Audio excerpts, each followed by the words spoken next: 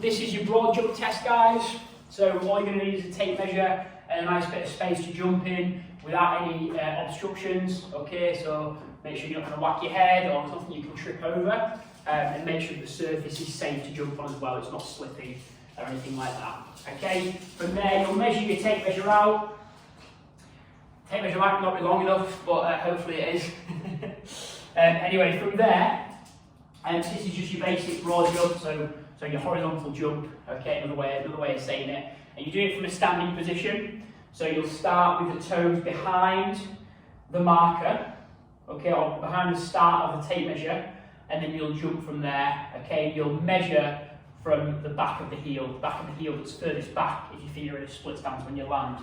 Now, before you do this test, if you are someone with a lower limb or spine injury, just make sure you've been cleared and you're safe to do this exercise.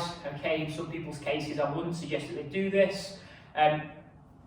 Some of them will be able to just practice small jump, like some of you might be able to just practice small jumps in that sort of circumstance, but actually testing sort of best effort. Make sure if you have got a lower limb or spine injury, you make sure with whoever your practitioner is that you're cleared to do this safely. And if you're not, don't question it. It's not the end of the world if you can't do this test. Okay. But obviously you're working up towards being able to do things like this, okay? So from here, toes behind, okay? Ideally you wouldn't have anything behind you like I have, a bit limited for space in here, but from here, all we're doing, you can use your arm swing, and then you're just going to try and jump, and land, and then you measure from the back of your heel, okay? Measurement's pretty easy. If you don't stick the landing and you end up falling backwards, or falling forwards, then it doesn't count.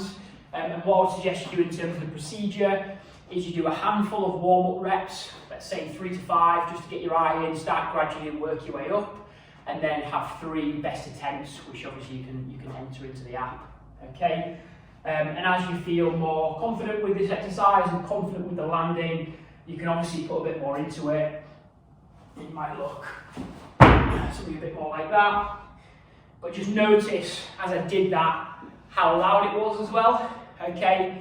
The fact that it's loud means that I'm putting lots of force into the ground, so we want to be making sure that we only jump as far as our body can handle on the landing, okay?